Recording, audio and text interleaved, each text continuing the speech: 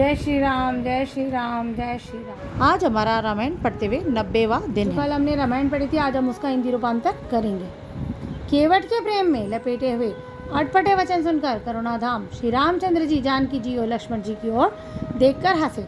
कृपा के समुद्र श्री रामचंद्र जी केवट से मुस्कुराकर बोले, भाई तू वही कर जिससे तेरी नाव न जाए। जल्दी पानी ला और पैर धो दे, देर हो रही है, पार उतार दे। एक बार जिनका नाम स्मरण करते मनुष्य अपार भवसागर से पार उतर जाते हैं और जिन्होंने वामन अवतार में जगत के 3 पग से ही छोटा कर दिया था, 2 ही पग में त्रिलोक के नाप लिया था, वही कृपालु श्री रामचंद्र जी गंगा जी के पार उतारने के लिए केवट का निहोरा कर रहे हैं।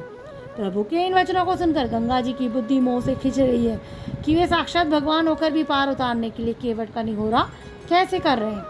परंतु समीप आने पर अपनी उत्पत्ति के स्थान पदनखों को देखते ही उन्हें पहचान कर देव नदी गंगा जी हर्षित हो गई। वे समझ गई कि भगवान नरलीला कर रहे हैं। इसमें उनका मोह नष्ट हो गया और इन चरणों को स्पर्श प्राप्त करने में धन्य होंगी। ये विचार कर हर्षित हो गई। केवट श्री रामचंद्र जी की आज्ञा पाकर कठोते में भरकर जल ले आए। अत्यंत आनंद और प्रेम से उमंग कर वह भगवान के चरण कमल धोने लगा। सब देवता फूल बरसाने से आने लगे। इसके समान पुण्य की राशि कोई नहीं है।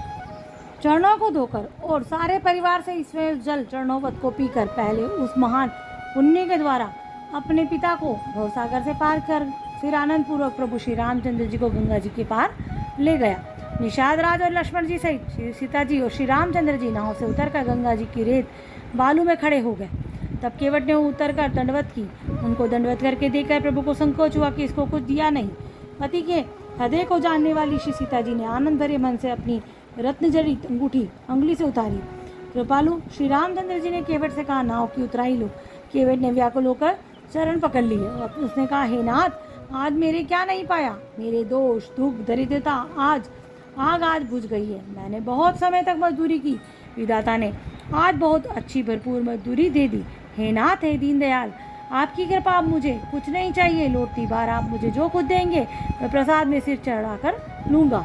प्रभु श्री रामचंद्र जी, लक्ष्मण जी और सीता जी ने बहुत आग्रह किया, यत्न किया, पर केवट कुछ नहीं लेता। तब करुणा के धाम भगवान श्री रामचंद्र जी ने निर्मल भक्ति का वरदान देकर उसे विदा किया। फिर रघुकुल के स्वामी श्री रामचंद्र जी ने स्नान करके पार्थिव पूजा की और शिव जी का सिर नवाया। सीता जी ने हाथ जोड़कर गंगा जी से कहा, हे माता, मेरा मनोरथ पूरा कीजिएगा, जिससे मैं पति और देवर के साथ कुशल पूर्वक लौट आकर तुम्हारी पूजा करूं। सीता जी की प्रेम रस से बनी सनी हुई विनती सुनकर तब माता जी गंगा जी निर्मल जल से श्रेष्ठ वाणी हुई, हे रघुवीर की प्रियतमा जानकी, सुनो, तुम्हारा प्रभाव जगत में किसने नहीं मालूम नहीं है।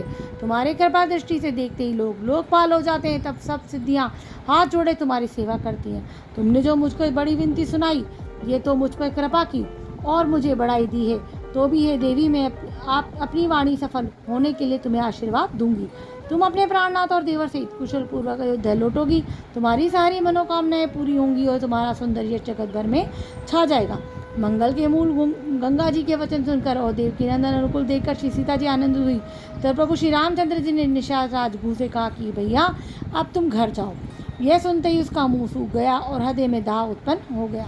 गु हाथ जोड़कर दीन वचन बोला, हे रघुकुल शिरोमणि, मेरी विनती सुनिए। मैं नाथ आपके साथ रहकर रास्ता दिखाकर 4 कुछ दिन चरणों की सेवा करके, हे रघुनाथ, हे रघुराज, जिस वन से आप जाकर रहेंगे वहाँ मैं सुंदर पर्णकुटी पत्तों की कुटिया बना दूंगा।